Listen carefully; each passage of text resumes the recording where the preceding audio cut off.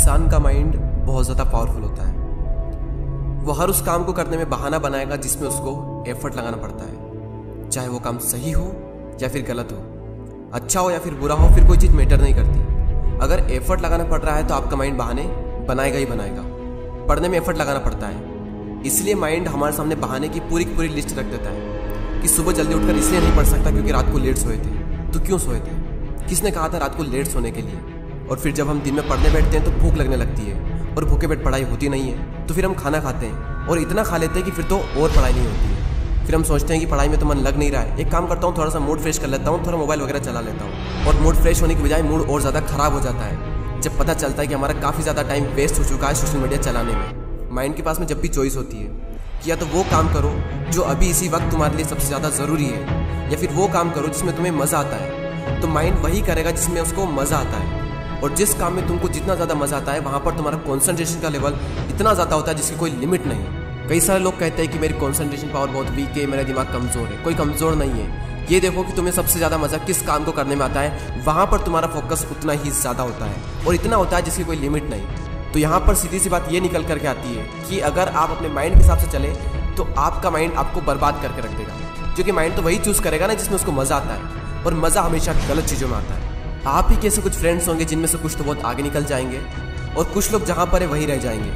लेकिन आज तो आप सब सेम लेवल पर हो, तो क्या वजह है जिसकी वजह से कुछ तो बहुत आगे निकल जाएंगे और कुछ लोग जहाँ पर है वहीं रह जाएंगे? क्या वजह है जिसकी वजह से कुछ लोग अपनी लाइफ में कुछ कर जाते हैं और कुछ लोग अपनी लाइफ में कुछ नहीं कर पाते हैं? देखो, हर इंसान के पास में हर दिन चॉइस होती है। चूज़ भी आप ही को करना होता है कि या तो वो काम कर लो जो आपके लिए बहुत ज़्यादा ज़रूरी है, या फिर वो काम कर लो जो कि ज़रूरी तो नहीं है लेकिन जिसमें मज़ा आता है। और जैसे जैसे आप चूज़ करते चले जाओगे आपका फ्यूचर बनता चला जाएगा। आपको पता भी नहीं चलेगा, आपकी लाइफ बर्बाद भी हो सकती है और आपकी लाइफ आबाद भी हो सकती है। वो डिपेंड करेगा आपकी चॉइस पर कि आप क्या चूज़ करते हो। एक बात हमेशा याद रखना कि अगर आप लाइफ में कुछ करना चाहते हो तो आपको रास्ता मिल ही जाएगा, लेकिन अगर आप कुछ नहीं करना चाहते हो तो आपको बहाना मिल ही जाएगा। और अगर बहाने बनाने लग गए तो जहाँ पर वहीं रह जाओगे, कुछ नहीं कर पाओगे अपनी लाइफ में। इसलिए बहाने मत बनाओ। एक दिन में तुम जितना काम कर सकते हो उतना काम कर डालो।